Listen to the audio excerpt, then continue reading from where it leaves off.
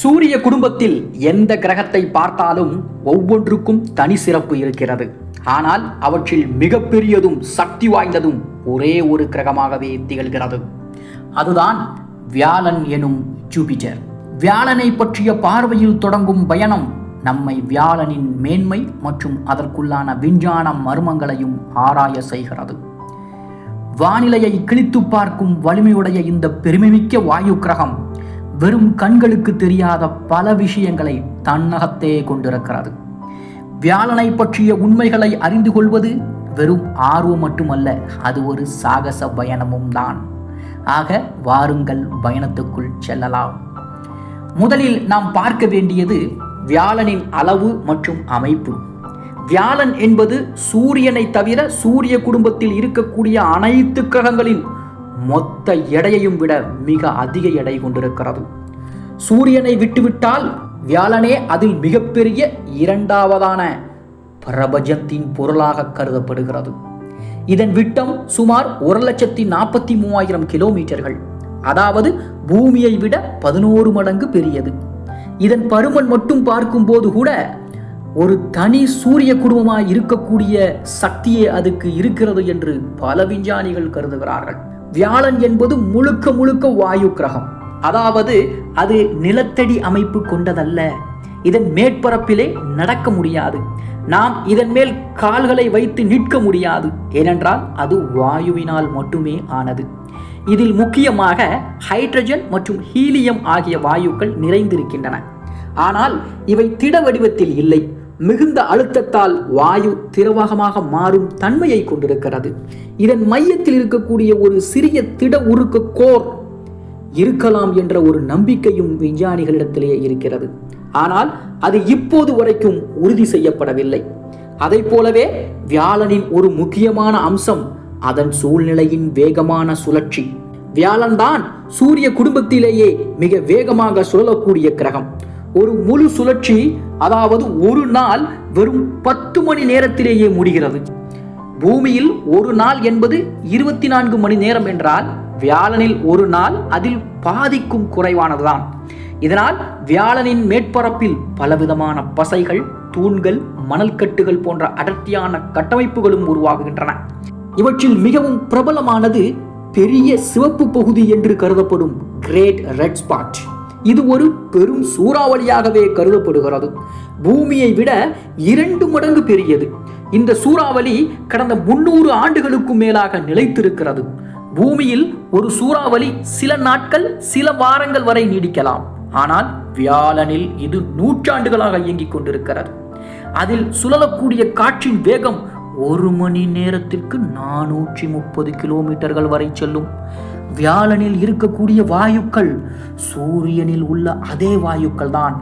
இதில் இருக்கக்கூடிய காந்த புலம், அதாவது மேக்னெட்டிக் ஃபீல்டு, மிகவும் வலிமையான ஒன்று.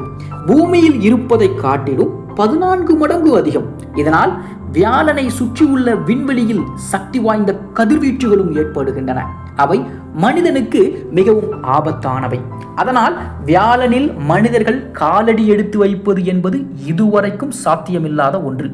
அதை சுற்றி ஒரு செயற்கைக்கோளை இயக்குவதற்கே விஞ்ஞானிகள் பல பாதுகாப்பு நடவடிக்கைகளை எடுத்துக்கொள்ள வேண்டும்.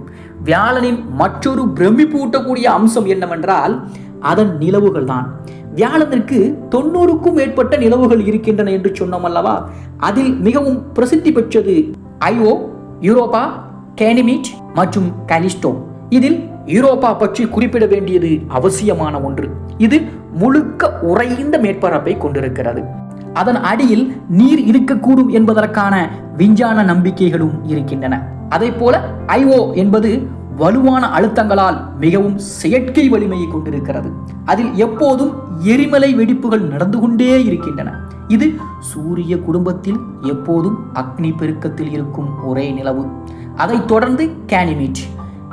இது சூரிய குடும்பத்தில் உள்ள மிகப்பெரிய நிலவு. அது இந்த பூமியை காட்டிலும் பெரியது. அதற்கு கூட காந்தப்புலமும் இருக்கிறது என்பது மிகப்பெரிய விஞ்ஞான ஆச்சரியம்.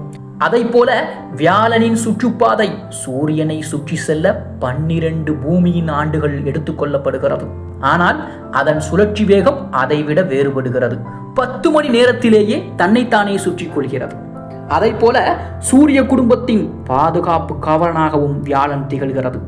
வியாழனின் பெரிய அடர்த்தி மற்றும் காந்த புலம் காரணமாக விண்வெளியில் இருக்கக்கூடிய ஆஸ்ட்ராய்ட்ஸ் மற்றும் நீள்செறிவுகளை தன்னில் இழுத்துக் கொள்கிறது.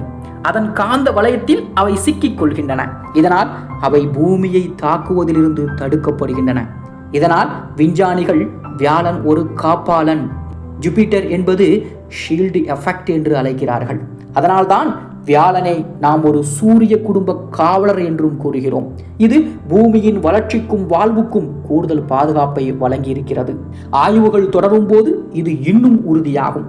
ஆக வியாழனை ஆராயும் நோக்கத்தில் பல விண்கலங்கள் அனுப்பப்பட்டிருக்கின்றன.